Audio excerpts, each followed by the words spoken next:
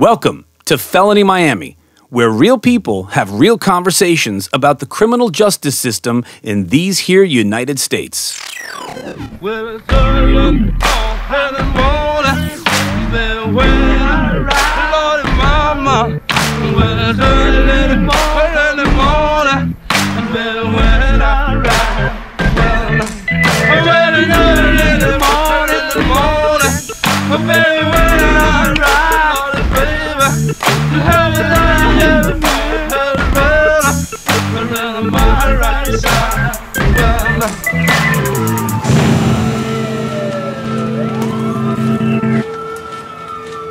Corruption, unfortunately, seems to have become a part of everyday life. We hear about corrupt politicians, corrupt businessmen, even athletes. Today, we take a deeper look at how corruption affects politics and the criminal justice system. Is it necessary to grease the wheels to keep things moving?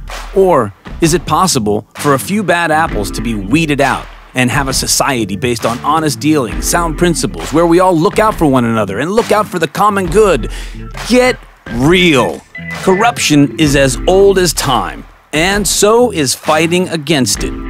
On this episode of Felony Miami, we have a former bank robber, rehabilitated, and turned activist anti-corruption blogger, a Miami babe, reality TV star, woke, and fully activated in her community, and one of America's top pop musicians and record producers.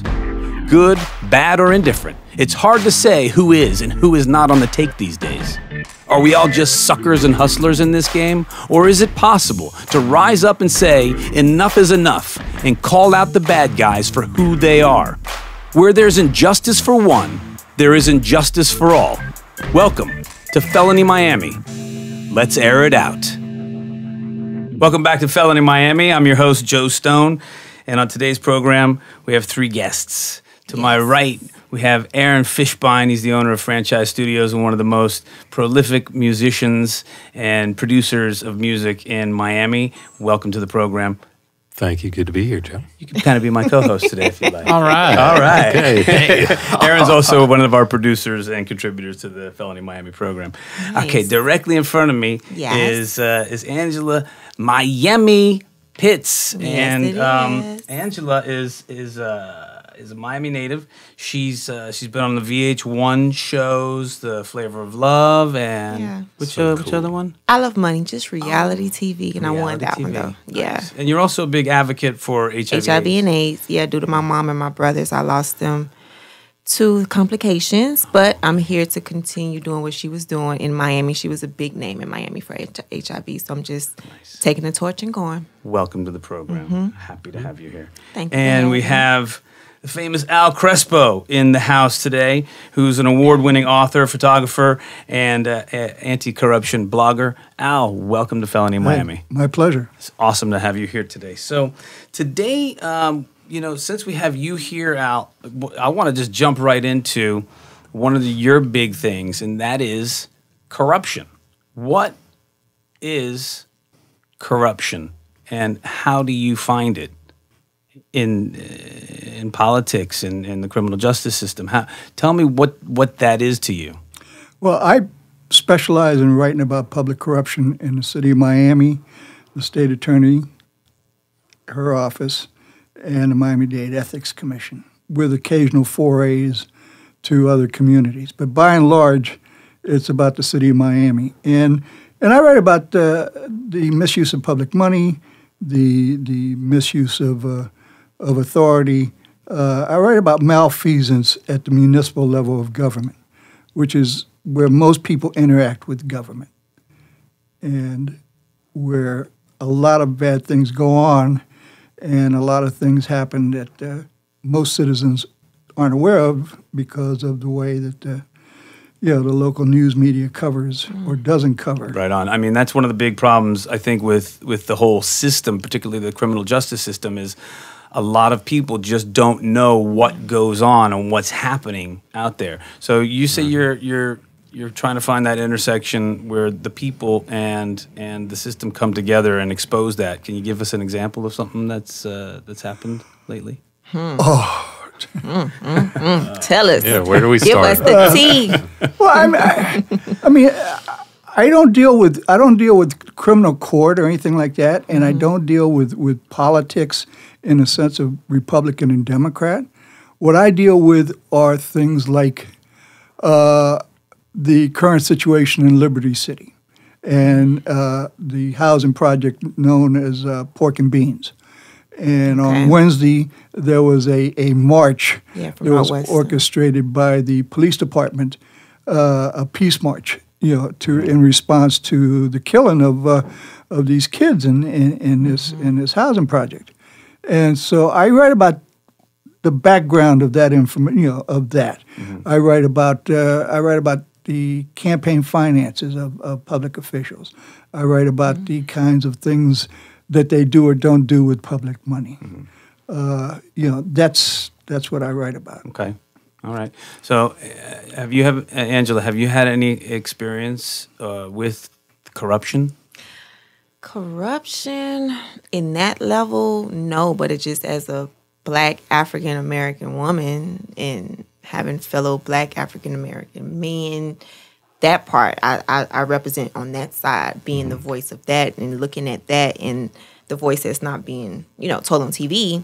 I have that part, but like deep, like my fellow Jackson high school over here. All right. I don't get that deep into it, but yeah. So you and Al went to the same high school? We went to the same high school, even though I graduated from the high school. And I went for 2 months. He went for a few months, but hey, we stepped on the same grounds before the new one, though. So we are really officially all right. Fellow Jackson Generals. Jackson Generals. That's yes. Right. That's cool. Yeah. Aaron, how about you? What's your experience with corruption in this city? Well, I mean, you know what? Touching on something that she said, this is something that I think about, which is when we started this podcast, the kind of thing that caught our attention was the way that, and mainly Black people are policed in this city. I mean, that's what got us, kicking off on it. But and when we think of like policing, we think of the criminal justice system. What gets the news all the time is Black Lives Matter and police shooting Black kids and the way that the Black population is policed differently.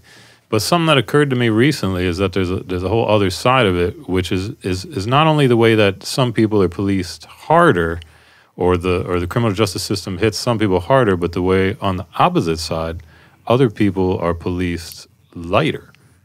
And for instance, I mean, I was watching some of Al's videos, and you see that there's certain people that don't have to go through processes to get buildings built, or there's certain people that with money essentially can just skate through the system. Oh yeah, and the hookups they have. It's like the other side of it. I don't want to talk about that bridge that just happened. What hookup did they have? In fact, that bridge fell, and I think literally the same day, the state attorney's office put out a statement that said they're not going to investigate any criminal activity. You're talking about the pedestrian bridge that was crossing FIU. 8th Street for the FIU students. Yeah, because I think that was those being people, installed, and they were pressure testing it while the road was open, and it collapsed and killed several people and injured others. And that's the corruption there, because I think that company, whoever the builders were, they had got like fined or something like that. They wasn't allowed to, but of course they got the hookup behind closed doors to be able to do that. So that's a piece of corruption, kind of in a way. I see Al chomping at the Let's bit. go, because I know you got it for us. Well, actually, I'm working on a story now that tangentially references that company, MCM. Munila, I think is the brothers that own the company. But it's a lot more complicated than that.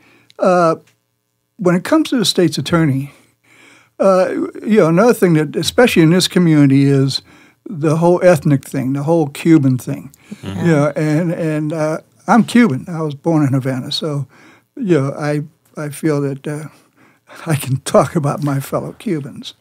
But the problem is that Kathy Fernandez-Rundle has never prosecuted, or I won't say has never prosecuted, but seldom, if ever, prosecutes Cuban public officials. that almost never happens. But how many public officials in general get prosecuted? Oh, not that- not that many. Yeah. I mean, she was better at it when she first started 20 years ago. Okay. But today, you don't see Cuban public officials prosecuted. And the thing is, we call it the Family and Friends Plan, which is something that permeates the whole political structure down here. If you're part of the Family and Friends Plan, you get a pass. What's the And And I guess that's a form of corruption. oh, Yeah? sure. definitely? Sure. Yeah, Definitely. and look, 2 days ago, the mayor, the Anglo mayor of North Miami Beach, had resigned for using money from his political action committee, his PAC. He and his wife supposedly were taking money out of that PAC and spending it on personal resources. But then if you go look at how other people have used their PACs and the money from their PACs, they don't do anything. I mean, it's like, never mind. A case in point. No, what is a PAC? Political Action Committee in the state of Florida, as in other places nationally as well.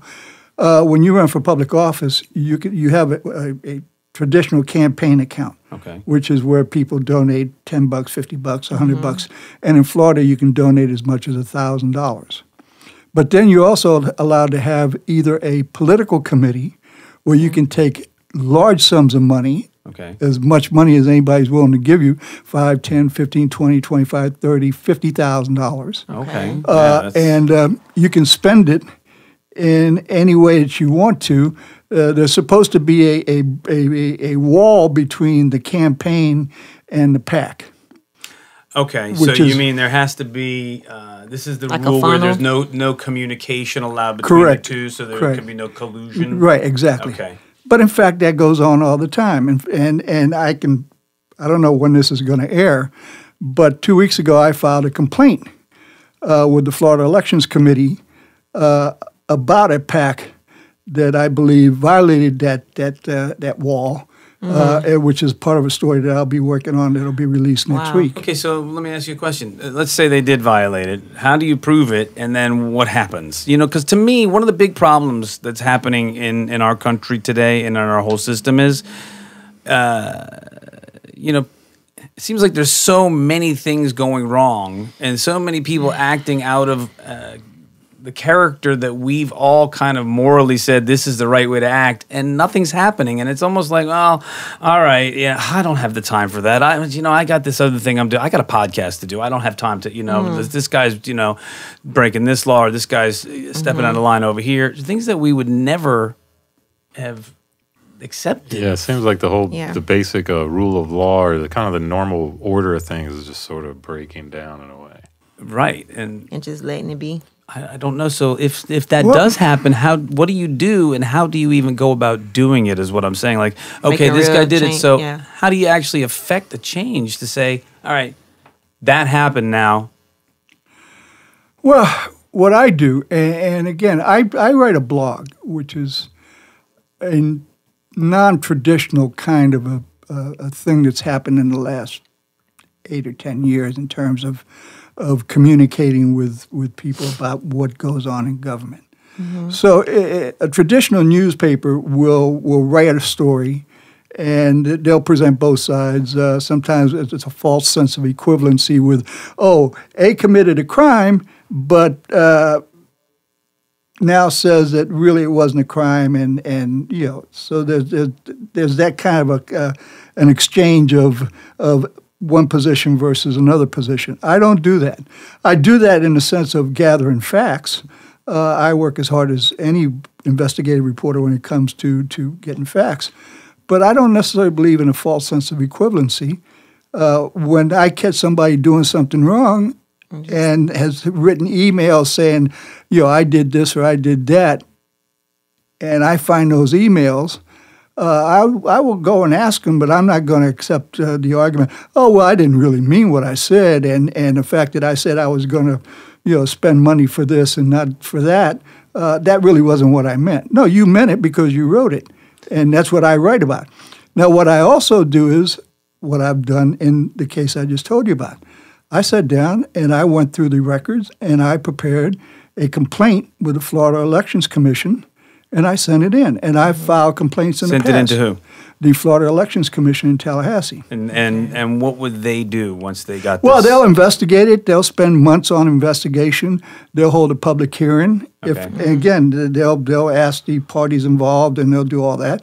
And if they find that they've done it, they'll fine them. Yeah, it's a mediocre response, and seems like a They get I mean, like a I've slap on the wrist these days. well, I have filed ethics complaints against public officials. I've filed other campaign violation complaints. I filed a complaint against a former city commissioner for his campaign fund violations. They fined him about $3,000.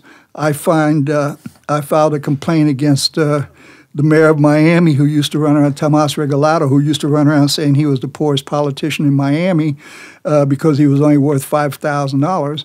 And I was able to establish the fact that he was worth more than $5,000 and had filed fake reports that failed to include the fact that he had all this money. So essentially, it seems to me that the strongest tool in this toolbox is shame. Yeah. Public shaming, is really what, is that enough to make a change? I mean, I guess shaming is good, but it almost seems like Aaron was just saying, in today's culture, it seems like the shame factor, the bar for it, just keeps dropping and dropping and dropping, and the more shameful things, I mean, the things you hear about going on, in the media. Yeah, if shame is the biggest price people paying, it's getting less and less effective. But what I wonder is, was there a time when, like you're saying, somebody gets found for being, some kind of public corruption, breaking the law, and they get fined a few $1,000s? Was there a time when the punishment was higher? Yeah, and you're right. You're right about the shame factor. When a lot of these laws and these organizations like the Ethics Commission and the Election Board and all these were formed, and these punishments per se were instituted, it was a time when shame actually mattered, when you could shame somebody into resigning from office for being caught doing something bad. Yeah, we've gone way beyond that. The penalties today are in no way commensurate with the abuses that are going on. Mm-hmm. And what's happened is that politicians have come to recognize that. So they're willing to accept a little bit of shaming because the newspapers don't really follow through, and the television stations are even worse.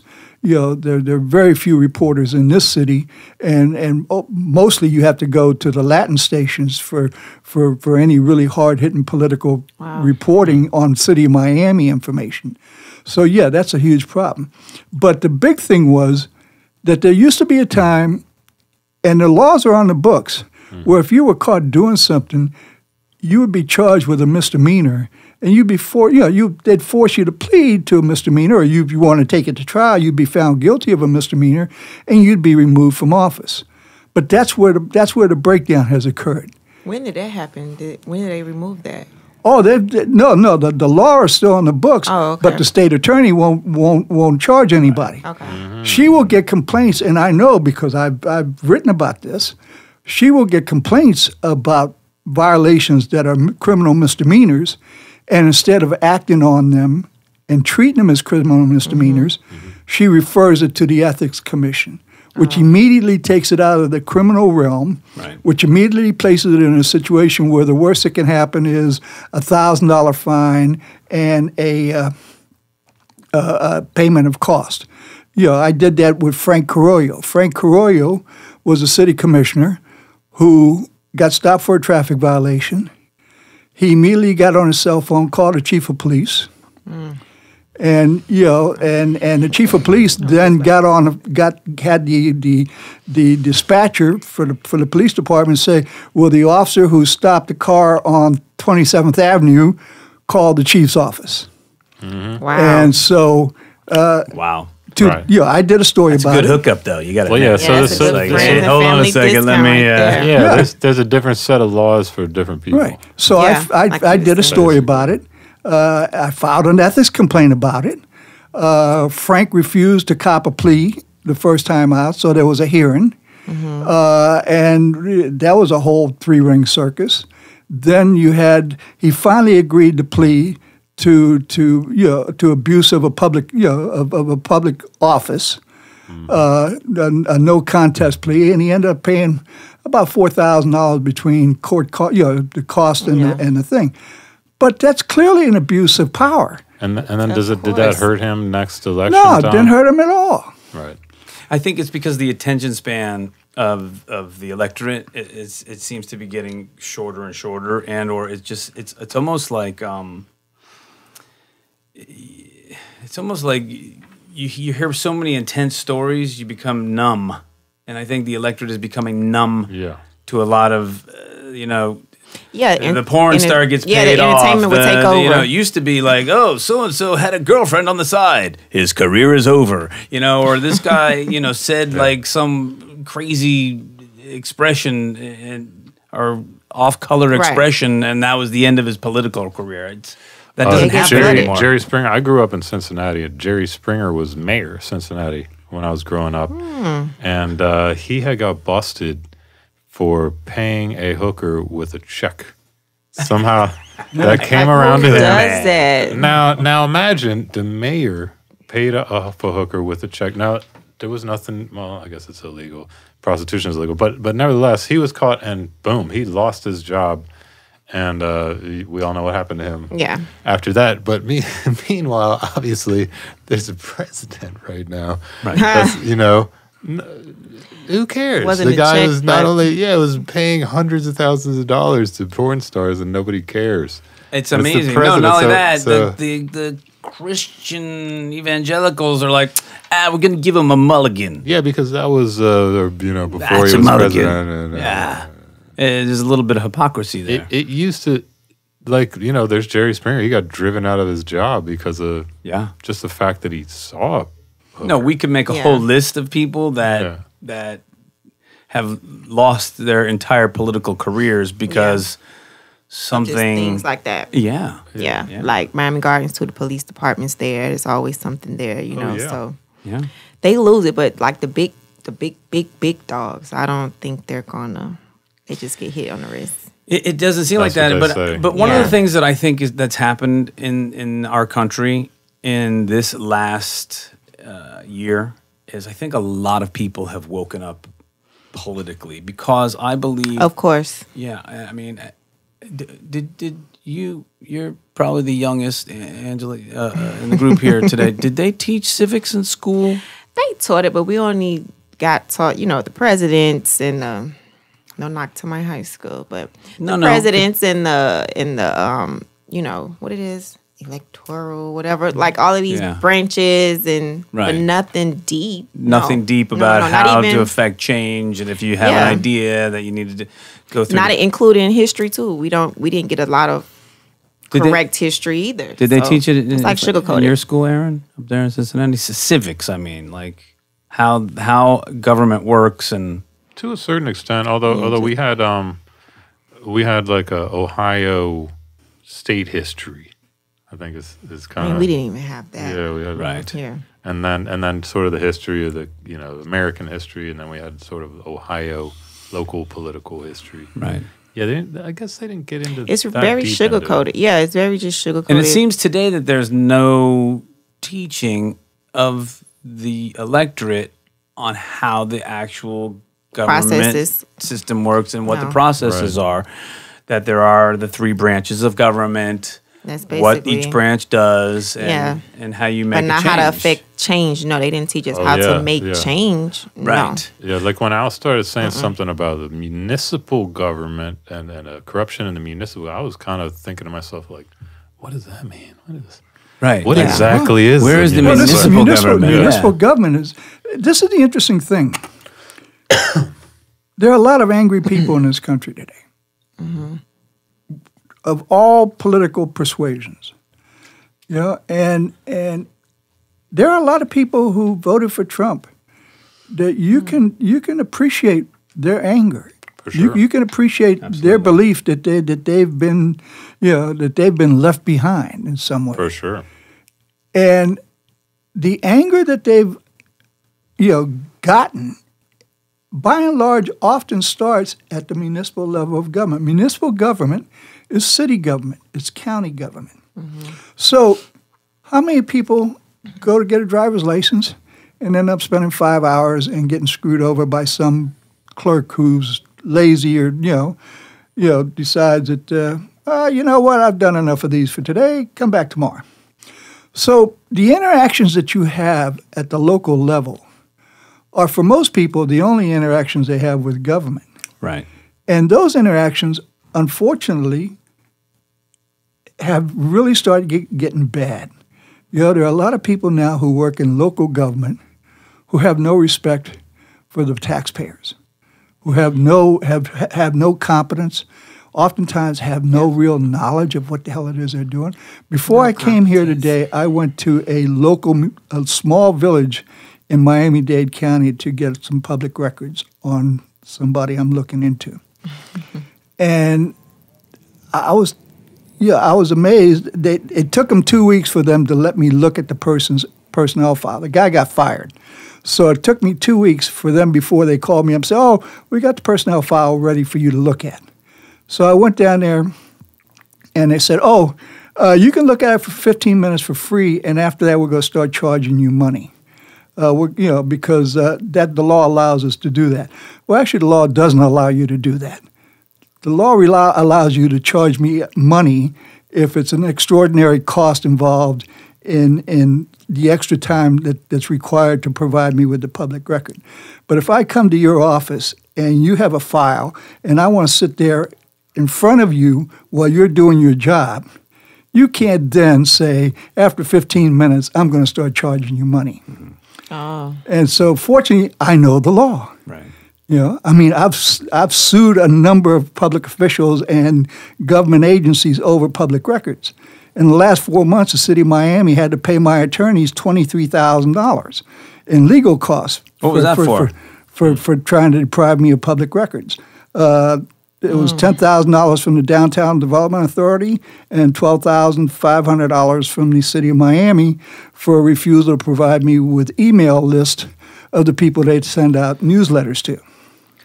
Do you think, too, like the work that you're doing, right? Do you think because you get so deep and so in the truth that there's levels of people that would try to, go after you and prevent you from getting that stuff out? Well, is it getting harder and harder every year?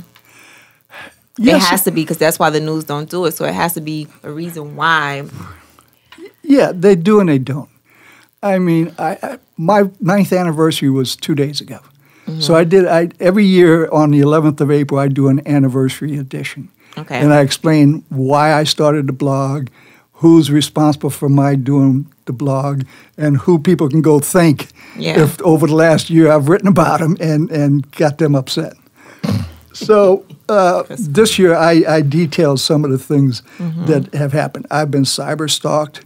I've been the subject of they went after me and took my Social Security, my income tax, and my bank, and tried to do a really massive game on all of my government documents. Who do you think was behind all that? Oh, I know who's behind the cyber stalking. It was the FDLE did an investigation and discovered that the wife of a notorious drug dealer who's friends with the mayor of Miami, it was done on her computer. I have published the FDLE report. And what's the FDLE? The Florida Department of Law Enforcement, the state police. It's the state police. Yeah. The case didn't go anywhere because the local village where I live, Miami Shores, they fell down on the case. And we can talk about that some other show. Yeah. But falling down on the case seems to be like a big thing. Yeah. But if you're like Aaron was saying, in the right position. Right. We can't go after that. The golden rule. Whoever has the goal makes the rules. That's about it. If you pay, you say. Yeah. Or So tell yeah, them no, what I've to had say. I've had spyware come into my computer from email Right. documents that I've received from the city. I posted a whole list of all the spyware software that's been inserted in, or attempts to insert spyware into my computer. There's been all kinds of things. I've had Santeria sacrifices on the sidewalk in front of my condo. Lord. Wow. It's Miami. This is a Miami thing. Yes. But that doesn't stop you, though. Santeria is like a voodoo religion. Yeah, this is. There's been chickens and beads and wow. other stuff out in front. And Out it still front don't of my stop you condo. from getting the story out. You're still, Yeah. and you're not. This doesn't frighten you. No. Come on, a little bit. No, we can talk about that. some Okay, other no problem. Let's keep it No, moving. no. You know? First, I've been doing this 9 years. Yeah. I mean, Yeah. It's not your first. This ain't my first Santeria rodeo. Yeah. Not his first Santeria rodeo. No, his first Santeria rodeo. Yeah, because when you mentioned about them charging, I'm like, I wonder if they just put like little, oh, he's on the way. Make sure you know this store. And so, Oh, I've been followed. I've been, Yeah. there's been all kinds of things. No, Wow. but that's okay. Listen, it's part of the Yeah. game. If you don't want to be a player, you don't get in the quit game. the game. That's it. I'm in the game. I'm No, a player. That's right. So, Play on, player. so how has Miami changed for you, Angela? Oh. Okay, let's start. I've seen, I grew up in Liberty City. That's number one. So only thing I seen was 46th Street, 18th Avenue. Graduating from high school, going to college, coming back from college, FAMU, Rattlers Nation. Yeah. Coming back to see Midtown, coming back to see, we were just talking earlier about the Orange Bowl. Yeah. And now witnessing Overtown and the things that just wants to be depleted. I've just seen all of that, especially the Overtown situation. It's just a lot of changes. Of course, money is coming in, real estate and all of that. But just seeing my community, our areas, not trying to like single out race or anything right now, but that's what I've seen, and that's what I'm continuing to see. You know, when it comes to, they're saying Amazon may come into Overtown. That's a big thing. May. That could be a lot Even of to be in the traffic top- down in that area, huh? Yeah, but that's a lot of letting people out of their go. You know, Right. Overtown is the city where And Overtown has a history of being chopped in half and moved and separated. it's all, the stadium for the soccer, and it's just a lot. You know, Yeah. Midtown is half of it, and it's a lot going on in that. And Overtown is, of course, it's a city where, for the Black community, when you went to Miami Beach back in the old, and I don't know the dates, they 50s called it and Overtown 60s, because yeah. it was over the town for us to come over here and enjoy ourselves. So to know that is being depleted, Yeah. and some people just they can't Yeah. 'cause- prevent, and we don't know how to really prevent outside of just marching and protesting. Like, how can we really stop the changes? And when the money comes in, the money comes in, i.e. the 95, when 95 got set up. Yeah. That same thing is happening, so Yeah. Because Overtown. I get kind of like passionate about it because it's sad, So eventually Well, what does that do to the community? I mean, it breaks it up, it breaks spreads us yeah. out. Spreads out family, Our history, neighbors. our history. And not too long ago, Keon Hardeman, he went to FAMU too, and he did this big thing on Instagram, and he kept doing history lessons for Black History Month. And I learned so much. He's a city commissioner. Yeah. District 5. Yeah, he did some history District stuff. 5 city commissioner.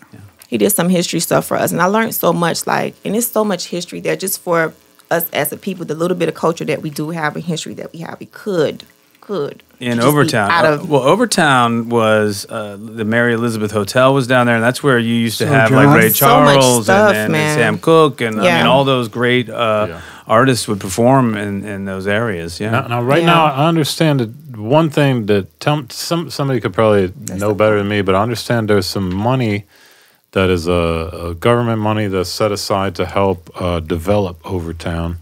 That's supposed to be for kind of bringing up the local people and bringing up the local supposed property. to be. Right, that it seems from everything. Every time I read something about it, it's the city commission is trying to give that money to big developers to build luxury That money is called TIF money, tax increment funds. It's money that's managed by the CRA. In Miami, there are 2 CRAs. There's the Omni CRA and the Southeast Overtown Park West CRA. The Omni CRA is basically Watson Island, the Boulevard section from about 22nd Street south to 6th Street and runs over to just on the other side of the railroad track on First Court. So that's but it's kind of a squiggly kind of a situation. Southeast Overtown Park West covers all those areas. The thing about all of that is that the Overtown is going to be a sign one day, and it's not going to be that far away when it said this used to be Overtown. It used to be, yeah. Black folks used to live here. Yeah. Because listen, I'm old enough. I went to the Mary Elizabeth Hotel. So I heard Sam and Dave. Wow. When they first started. I used to go to the Sir John. Oh, yeah. And I saw a lot of folks, that entertainers, that's the only place you could see them. Sure. And they'd entertain at the Fontainebleau or the Eden Rock, which were the 2 big hotels back in the 50s. But Overtown is everything up to 14th Street, up to I-395 now. Yeah. Everything south from there, that's all being developed. That's it's all going to all disappear in terms of local housing, what passes or what used to be Overtown. Yeah. So that's my big changes that I've seen. Now, from what you were saying, I think this speaks to that, which is you were saying people know to get angry and protest. Yes, and you hear a protest, but now when he starts talking about the details of this, he's talking about the how CRA. how do you do that? It seems right? like there should be a way to get into that system and fight against properly fight against it without in a legal way. Yeah, it's all about money. There's a lot of big real estate money coming in. Well, now. that's the thing. No, but here's the thing. I was talking Wednesday to somebody before the march in Liberty City in the Pork and Beans project. What a lot of people don't realize is Miami is a city that's known for huge income inequality. Yeah. Where I think it's the number 1 in the country. Well, it hovers between being first in the top 5. There you go. And the thing is that you can see buildings, high-rise condo buildings with apartments, condos that are worth $1, $2, $3, $4, $5 million, and within a quarter of a mile, within direct eyesight, there are people who are making $15,000 a year. That's the average income in Overtown. The problem is most of the murders that occur in Miami occur west of Miami Avenue. Most of the things that happen bad occur west of Miami Avenue. That's 4/5 of the area of the city. Right. The coastline, what people know about Miami when they see it on TV or in the movies or whatever, is Biscayne Boulevard, South Beach, the downtown Brickell Avenue, Coconut Grove. Now, there are an awful lot of people in this community who've come from other countries, who work, who make money, and who take as much of that money as they can and send it elsewhere to families in Cuba, in Mexico, in Guatemala, throughout the Caribbean, whatever. Yeah, there's actually stats kept on that. Right. Yeah. That's all money that is leaving this community. Now, there are valid reasons, for the folks who do this. But the problem is that that's money that leaves this community that consequently never gets spent in this community. And that's one of the reasons for the income inequality, because you're sucking money out of this community that in other communities would be spent in the community. And when you go to, and we've never had a real social consciousness in Miami like you find in other cities. There's never been the bar association, the legal community in this city has never really been strong about standing up and looking out for people's rights, for the interests of people. We've had the ACLU, but you go to New York, you go to Chicago, you go to Los Angeles, you go to a lot of cities, and it's not just the ACLU. There are really activist lawyers and groups who are funded because there's money in the community to fund these things, of people who are concerned about, about social justice, about civil rights, about all of the issues that are impacting people. And there are people there to fight. You don't have that in Miami. Mm-hmm. That's a huge loss. Part of it is financial. It may be small fights. It's just it's so much. Like it's and the thing, Miami has a lot of segregation on other levels besides the income inequality. I think there is a disconnect.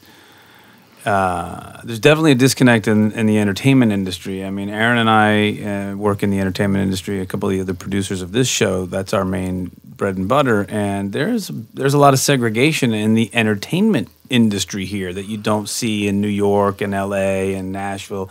I don't know if it's a byproduct of just the humidity. You know, we have a saying, it's not the heat, it's the stupidity. But there is, and then there's this whole bubble, this Miami bubble, where you can literally not drive, less than a mile and not see a Bentley, a Rolls, a Maserati, a Ferrari, a Lamborghini. Yep. And it's amazing. You go out in the rest of the country, you don't see that. You might see one. There's fancy the one, car. and people know whose car it is. Yeah, they're like, oh yeah, that's the millionaire. It's so small. Weird it's here, small, too. and then on top of that, the people who are big like that, who have that money, they don't really reach out to try to help fight the people who just have a voice to fight. They, right. Yeah. And if they do, it's not a lot of shine or light being shed on that either. Right, and I don't think that like Al was saying before, a lot of people voted angrily for Trump. I remember when he was running, and I was with one of my physicians, and they showed me a picture, and they said, I think I'm going to vote for Trump. And I was like, seriously?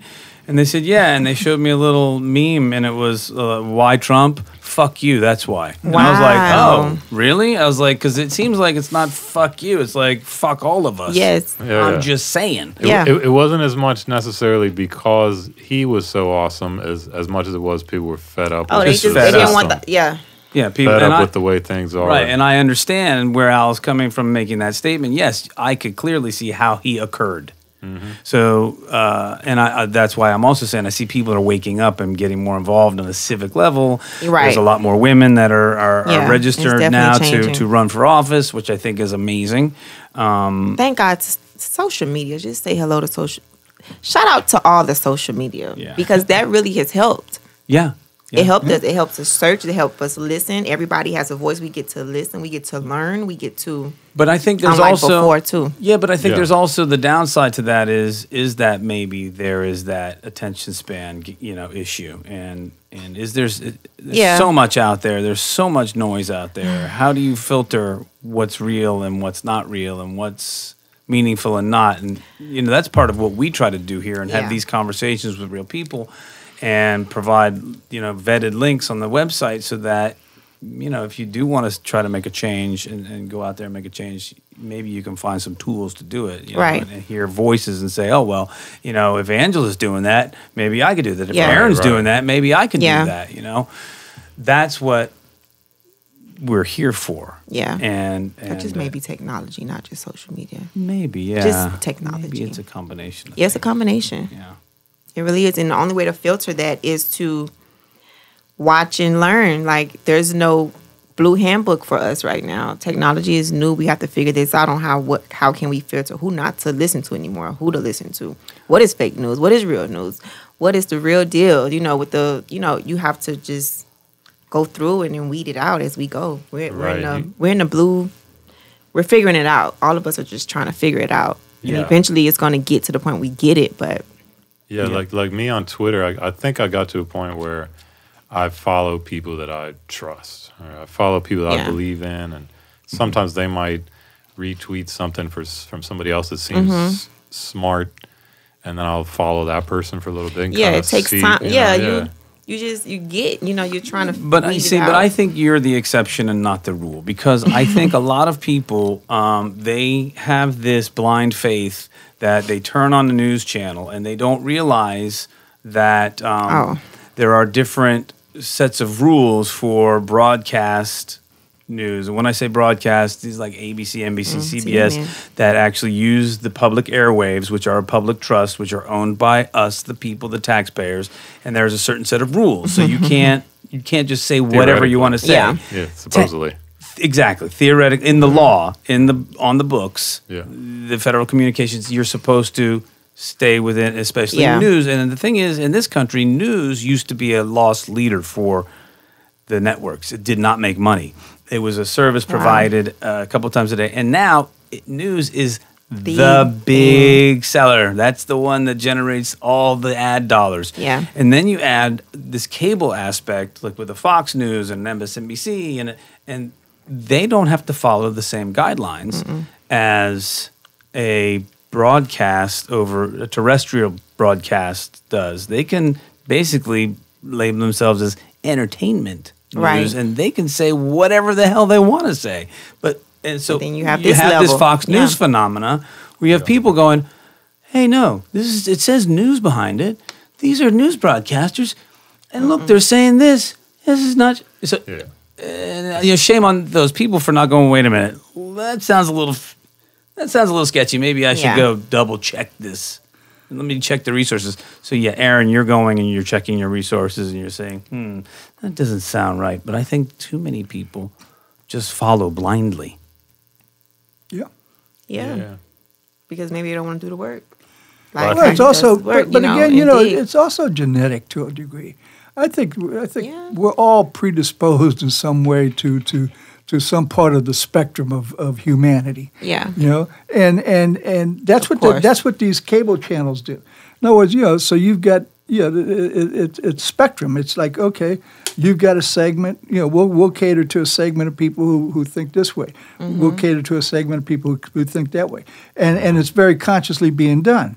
And you hear the term tribalism and how Sure. people are being divided into, but you got to go back and look at Rush Limbaugh's been on the radio how many years? How many years? Him and maybe 20, 25 years. yeah, somewhere him around and there. so for 25 years you've had this guy and other guys, and radio.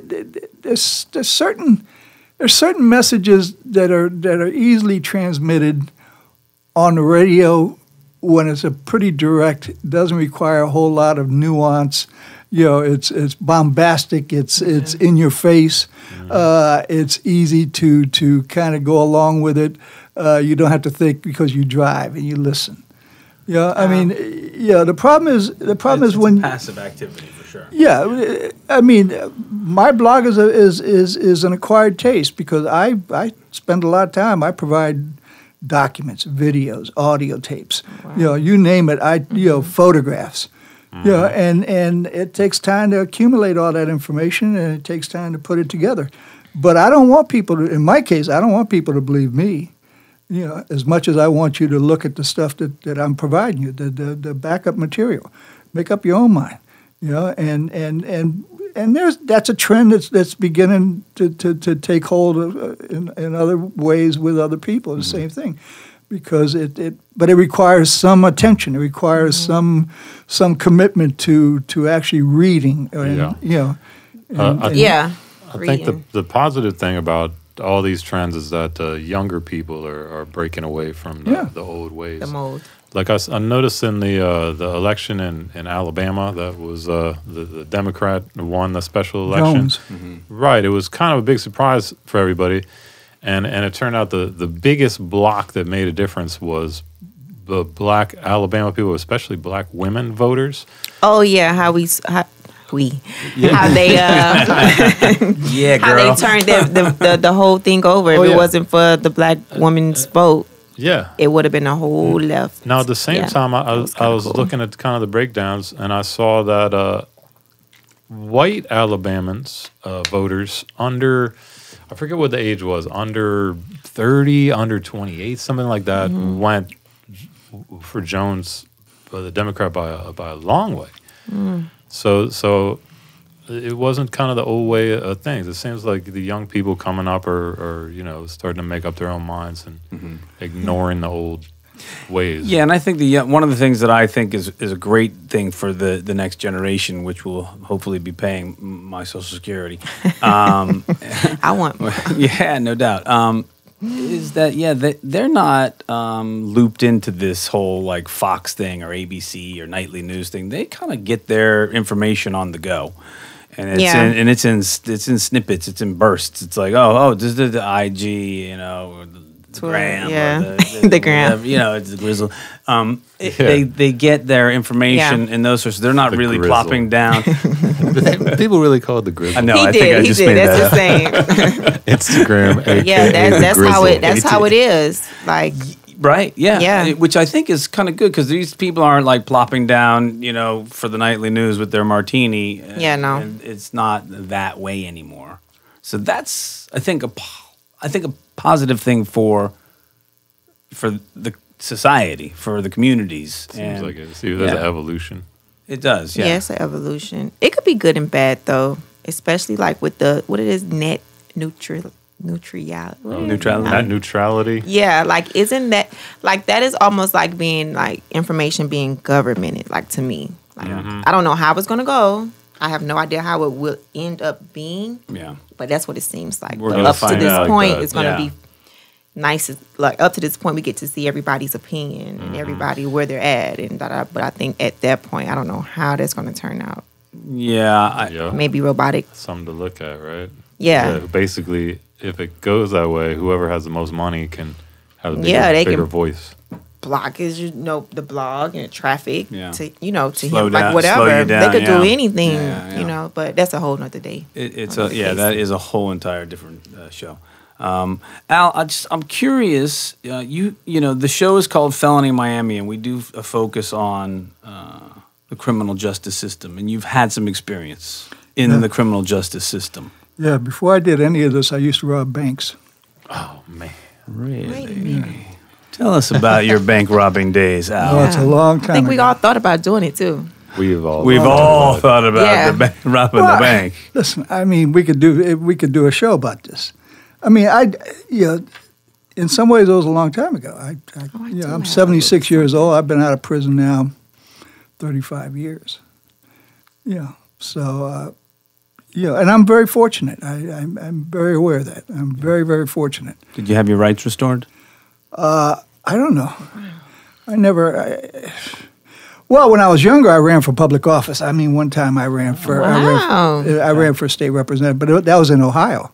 Oh. I was in the original Ohio pen in the '68 riots. So, do you have the right to vote in Florida? I think I do.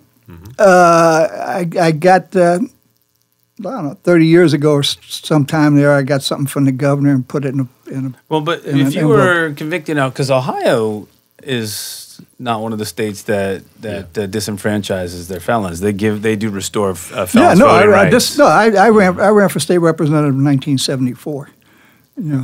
I didn't win, but that was the Democratic candidate. And what year were you robbing banks? Oh, from 1959 Oh, the easy times. to 19 For video cameras. Yeah, for a lot of Yeah, stuff. I was a stick-up guy. I was Okay. a stick-up guy from 59 to about 75. Oh man, that's a good run. Well, That no, is it's not a good. that's a no, great run. No, no, no. Yeah, it's- geez. that's- no, it's- Congratulations. no, it's- Before No, the- no, don't. You don't do that because that's not really true. It wasn't a good run because I spent 20 years in prison. Wow. Yeah, so- yeah. the bad run. That's the bad part. So yeah, so it was a run, but it wasn't good. Right. Okay. Yeah, and so and that's there's nothing glorified about that. I did the crimes, I did the time. Right. No, and you pay. You listen. You and- paid and for I- it, I- and yeah. I spent 8.5 years in solitary confinement for telling wardens how to run their prison. Yeah, so How do you make it through that, man? you make it. A lot of time to think. Yeah, well, yeah. I mean, I've read a lot of books in my life. Yeah, man. So, which, knock on wood, is why I'm still here. But yeah, I mean, I don't talk about it. It's been so long ago. Yeah. I don't run from it. I mean, if people ask me, I'll talk about it. But I don't, I don't go around saying, "Hey, I'm a bank robber" or whatever. You're not a bank robber anymore. No. Or We all have, I'm listen, saying, we all have a have past. things. Yeah, no, I but I'm have saying, my little stories as but well. it's not. He's a reformed bank robber. Well, yeah, it's not even that. I mean, I did a life sentence for armed bank robbery in Ohio back when the sentence was 30 years to life. That was predicated on the old Dillinger and Pretty Boy Floyd times when states would prosecute bank robbers versus the federal government. So I got out, ran for public office, became the public relations director for a national prison group called the Seven Step Foundation, and was gung-ho and ready to go around and found myself spending as much time in prison then after I got out as I had spent when I was in prison. And I ended up back in prison. So when I got out in '84, I said, well, this time I walk out, I ain't never going back. Yeah. I think I'm tired of being rehabilitated. Yeah. I've been rehabilitated enough. Yeah. Yeah. Tell me about the level of corruption in the prison system. Oh, I've written about it. I got stories on my website. It's amazing stuff. I mean, we want to do a program, honestly, on these private prisons. We think that deserves a whole program because it probably deserves a whole series. Yeah, Wow. It seems counterintuitive, the whole concept. Yeah, no, of course. It's when you're making money from the misery of other people, it's always a bad situation. Yeah. I don't know anything about private prisons. I was never in a private prison. I was always in a public facility. I understand that all the youth prisons in Florida are private. Probably. Yeah. I don't know. That's what I heard. No, it's a bad situation. Listen, doing time is not good. I mean, I'm one of those guys who said, you've got my body, but you don't have my mind. And so I was able to keep some of it. I've got my own quirks. Obviously one of them being I'm pretty anti-authority, which is why I do a blog today. Yeah, I think a lot of us. Great. But yeah, I mean, it's 35 years ago. I mean, it was Another lifetime. It was in another America. It was definitely in another America. Yeah. But you said this was like 9 years ago. What was your inspiration after all of that, witnessing the corruption way before? Well, no, I write about the reason I did the blog and it's. I was in the film, but I got out of prison. I was very lucky when I got out of prison. I came back to Miami, and I had some friends who were in the film business. Okay. And I was 40 years old. In prison, I was running. I was doing. I was in good shape. I wasn't a bad-looking guy for being 40 years old. And I had some friends that said, "Well, you ought to get in the movie business as an extra," And I did. And I don't have the personality to be an actor, but I was interested in the background part of it. I was interested in film production because I just have the kind of mind that allowed me to understand the mechanics. I understand logistics. I understand management. I understand how things work. Right. And so I ended up spent 35 years in the film business. I became a film producer. I produced music videos and TV commercials all over the world. Didn't you have a run-in here with one of the film commissioners? Well, I had run into with a whole lot of film commissioners. Yeah, can you tell us one of those stories? Well, no, the governor of Florida, Lawton Childs, when he became governor, he did away with the State Film Commission and privatized it and created a semi-public-private partnership between government and private citizens. And the private citizens turned out to be friends of his son and political, cronies. And I didn't think that was right. And I ended up spending about $100,000. I sued these guys in court numerous times for public records. Spent months at a time in Tallahassee with the legislature trying to get them shut down. Finally succeeded. But that's what opened my eyes to a lot of things. In the corruption aspect of it all. And it's not just corruption. It's It's just bad government. I mean, but Yeah. so that's like a form of nepotism. If the son was involved, I guess that happens. I just wanted to use the word nepotism, honestly. Yeah. Yeah. But Yeah, so family business. Family business, yeah. So the thing is that I did that, and I got an understanding of how government works. Right. And then what happened was There you go. that here in Miami,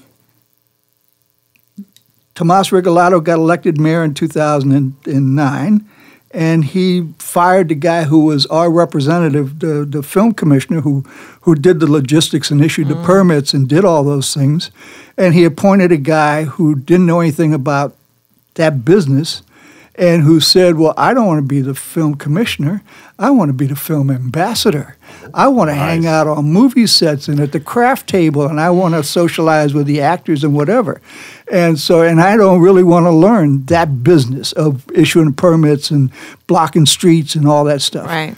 And so I started a little blog just about this guy, Wow. just to let my friends in the business know about what this guy was up Wow. to.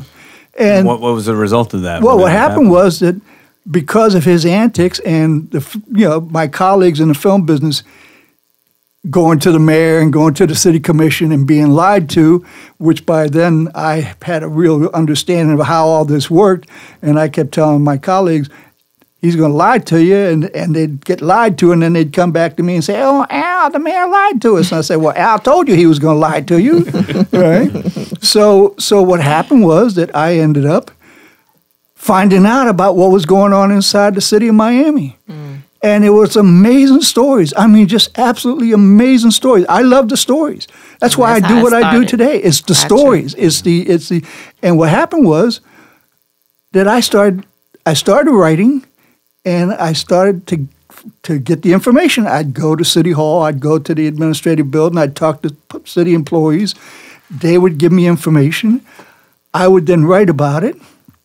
And so they were just thrilled that somebody was paying attention because they had often given the same information to the Miami Herald or They to never- some TV station who had never done anything with it. And here's this guy who's saying, well, if you got anything, I'll look into it. And if it's true, I'll write it. And I was doing that. And so it fed on itself. And I started getting more readers. I started getting more information. When I started doing stories at the very beginning, I was doing stories of incidents that had happened 6, 8, 10 months ago, a year ago, 2 years before. But very rapidly, once people began to trust me and realize that I was trying to be truthful and represent the interests of the people who worked in city, in city government, Right. I started getting stuff that was happening right Yeah. then and there. I mean, I was able to get somebody in the city of Miami to give me everybody's emails for a year. Oh, wow. I became the WikiLeaks of Miami. Wow. I had over 1.5 million emails on 2 hard drives, That's a lot of emails to Wow. which I still use as reference. Yeah. You know? Yeah. So, and that's how it all opened up. And Wow. I've been writing ever since. Wow. Well, 9 years later. Definitely appreciate that. Yeah. I mean, it's nice to be able to shed a light on the things that are going wrong. And, I think it's important also to be able to introduce this information to new audiences. Yeah, of and course. That's what you're doing, Angela. I mean, Yeah. you're kind of taking all this activism that you're doing Mm-hmm. and you're introducing it to a new audience. Right. And what have you found to be your most effective tool in doing that so far? All of Besides your smile. You know what it is? I don't know. There's a passion in me about just, I hate things that are not right. I hate, it's probably a long story, but I just like to make sure I fight for somebody because some people don't have the voice to. Some people don't know how to. Some people don't know they're afraid to even have an opinion.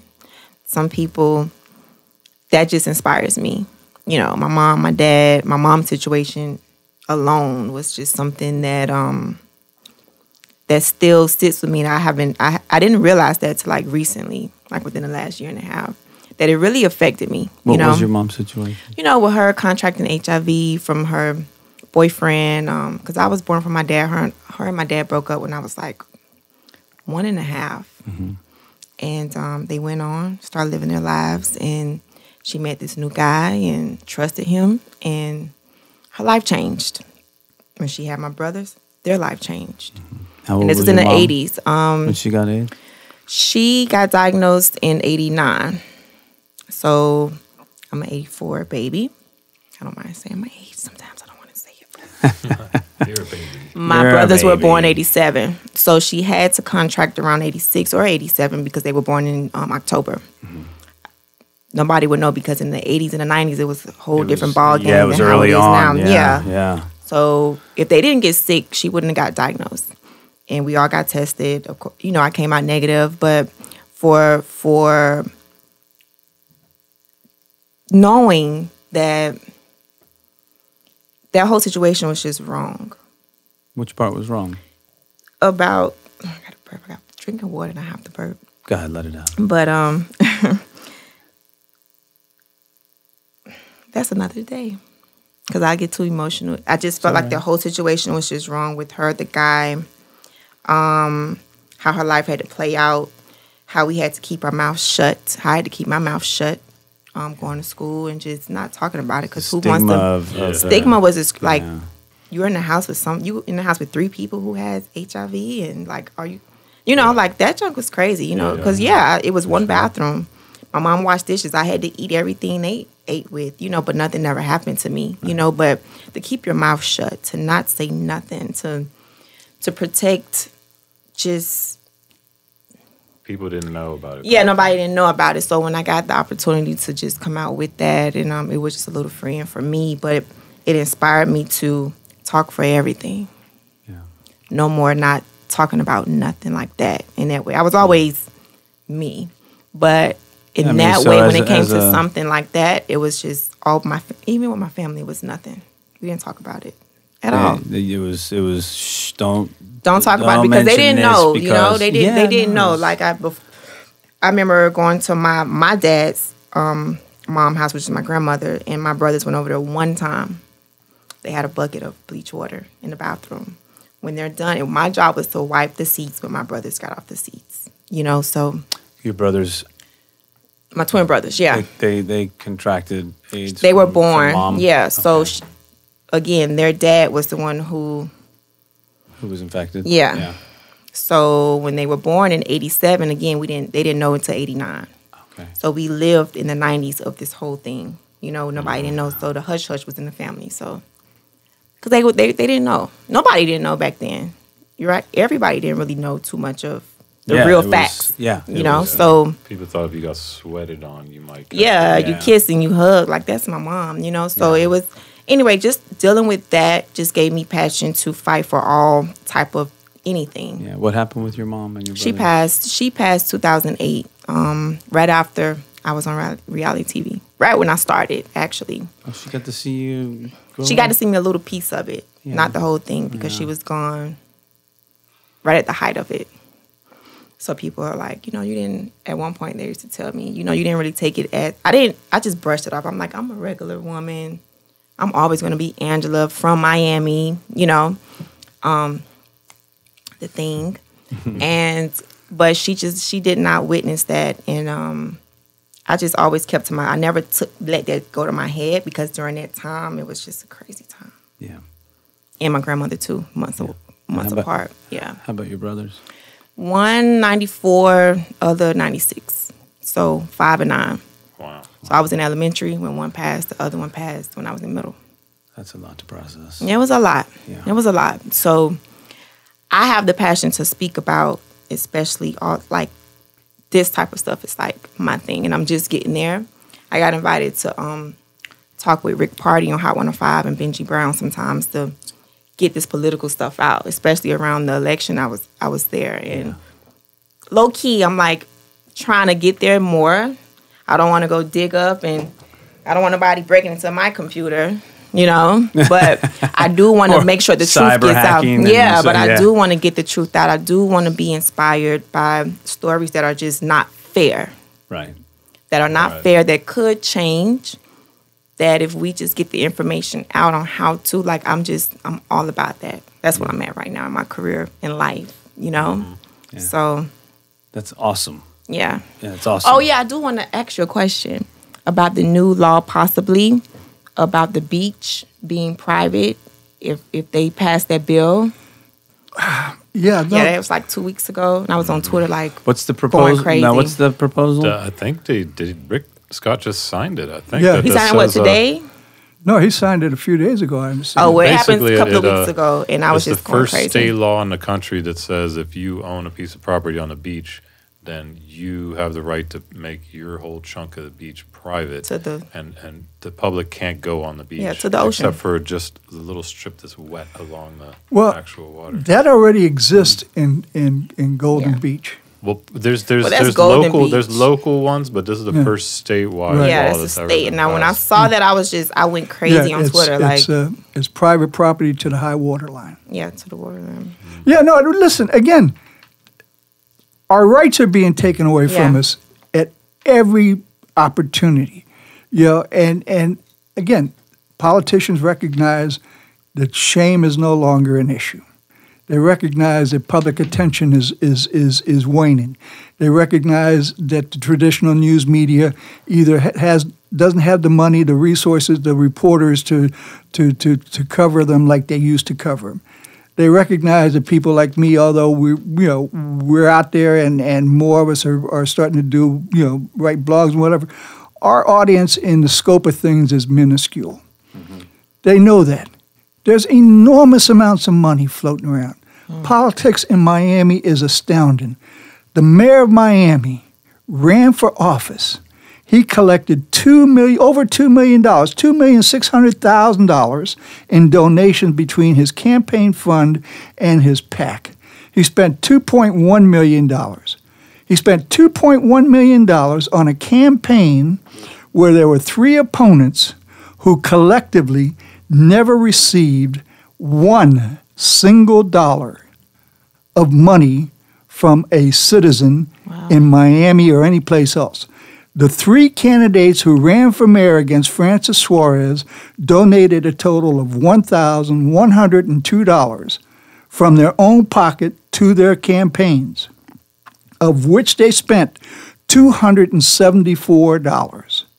What that means is that for every dollar that those 3 non-existent candidates, because they had about as much chance of winning as a snowball in hell. It did seem like it was a one Right. candidate Yeah, yeah. election. So they spent, for every dollar that they spent, he spent $7,925. Okay? Now, how is he as a mayor? Fathom that. Saying, how is he and as a then he had mayor? an extra $500,000 left over. No, he's got $1 million left over. Okay. He's got $1 million left over right now in his PAC. Okay? But he's not that's- allowed to communicate with those people. Yeah, but Technically. but we can discuss all that. Right. Because that story will be out at the beginning of the week. You can go to www.thecrespogram.com, and it's spelled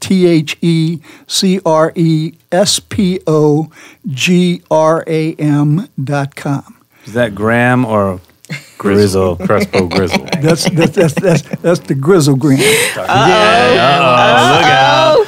But again, when you factor in all of those things, Yeah.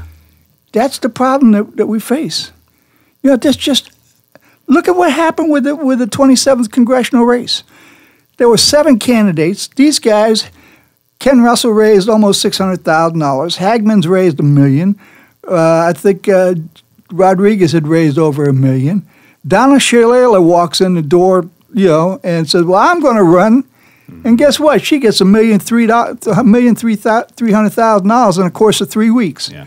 That's an enormous amount of money For a local for a congressional race, but nonetheless, there is just for people who have money and are trying to buy influence. Yeah, you gotta get This the makes influence. the times of the 20s and whatever they called that time. That's all pikers. These are big time. These are big. And people don't give that kind of money without the expectation of a return on investment. Of course. Of course. We all know. They're going to get what they We need. all know where that's coming from. Mm-hmm. Yeah. I mean, it seems to me that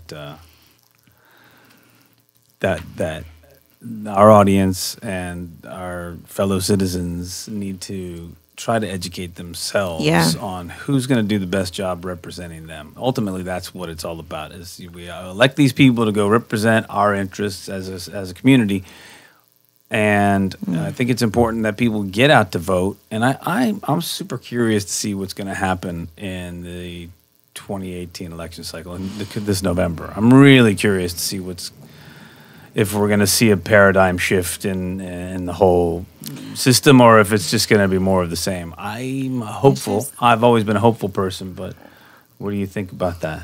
Well, the thing that I would be hopeful for is that we don't get the big money going into divisive advertising just to split everybody up and get everybody arguing about dumb things, and that somehow that the important issues can stay to the forefront.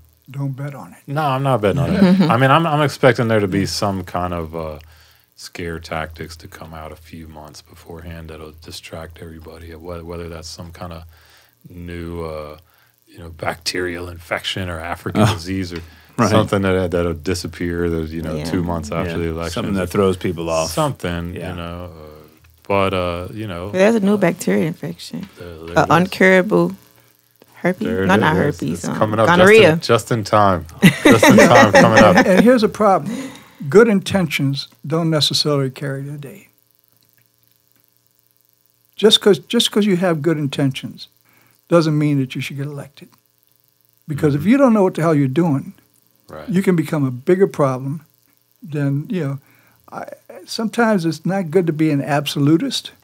Sometimes, a little bit, and people are going to say, well, what did you say? Right.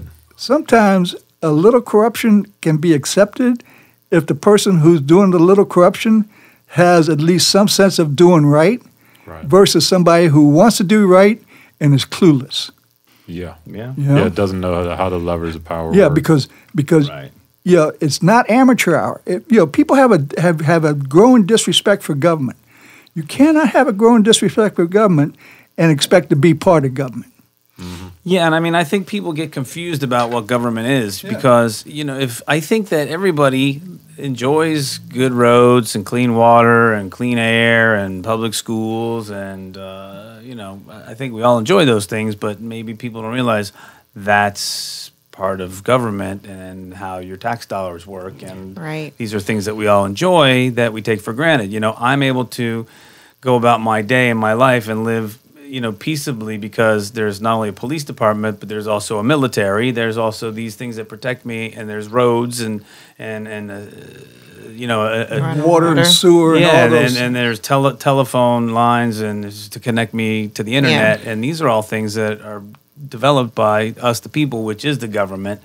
And, Aaron brought this interesting concept up to me about the whole gun rights thing and the government and why so many of the Second Amendment gun rights people and NRA type people are like, you need to have your guns, just in case the government rises up. And wow. Yeah, where's this? They look at it like it's a vague concept of protecting us against the government. But what they're actually talking about is literally fighting against the U.S. military. They're literally talking about, I need my gun to be able to kill U.S. Army soldiers. I mean, that's really what they're saying. Yeah, when you say that protect us against the government, it's not like not a Paul senator. Ryan and Mitch McConnell walking Mitch McConnell's come knock on your door to try to take your gun away. Yeah, no. Yeah, it's going to be if that happens, you're definitely it's going to be an American soldier. So they're saying, I'm buying guns to kill American soldiers. Yeah, I mean, literally, and it sounds awful when you say that, but that's literally what people say. When you put it that way, people say, well, they don't know what to say. Yeah, because it throws them off. That's it sounds way horrible. Left. Yeah, because the concept of it is horrible. But you're right. This kind of abstract theory of the government is going to come and take my guns away. Yeah. Like we're gonna be mad about somebody that kneels on a football field because I was about to say that. Like that's so crazy. They're but go ahead. Disrespecting the soldiers, but meanwhile, but you want us to kill the soldiers though. But we can't. I'm collecting weapons to kill soldiers in case us need to. Like that's another day. That is a whole other. That is a whole other man. Because that right there is them two things together is just.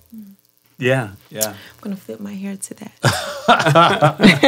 All right, so we're gonna get ready to wrap up. We'd love to ask one of these questions about music as we go out. My question is gonna be, who have you been listening to this last week? Who's been on your playlist? What playlist have you been listening to? What music has been rocking your world? Okay, so I'm gonna give you guys a second to think about it, and I'm gonna start with Aaron. Oh man, well, I'm definitely in one particular corner this last week, which is Lil Xan and Cardi B. All right. It's definitely a particular nook I'm in this week, but it's a fun one. It's entertaining, Very cool. entertaining.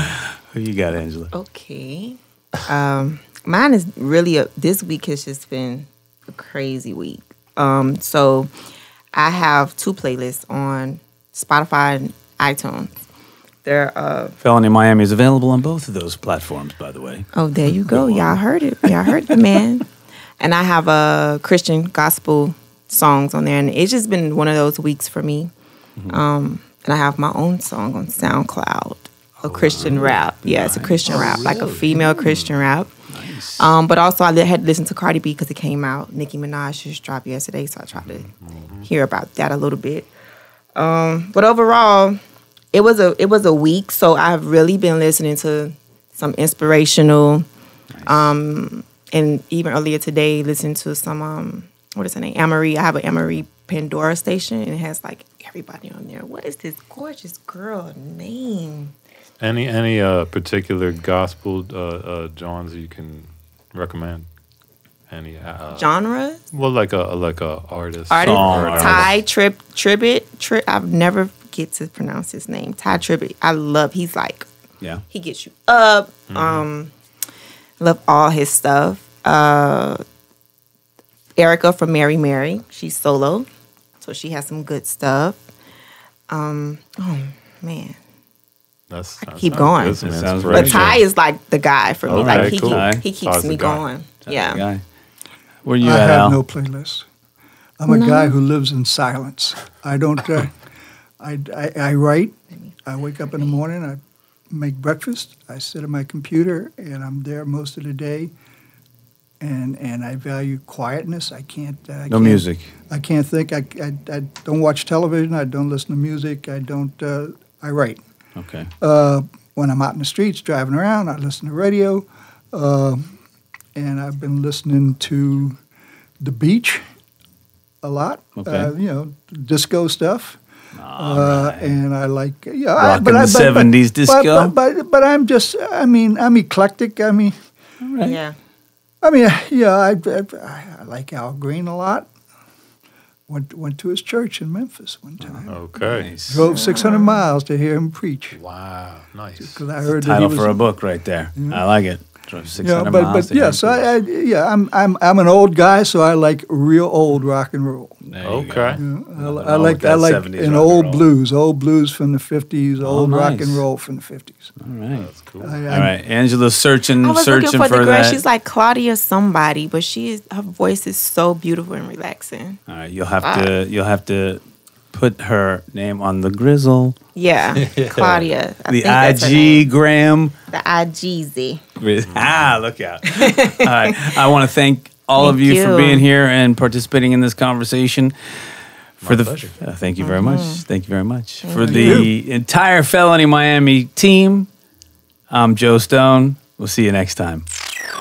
Well, it's early, in the morning, when I ride.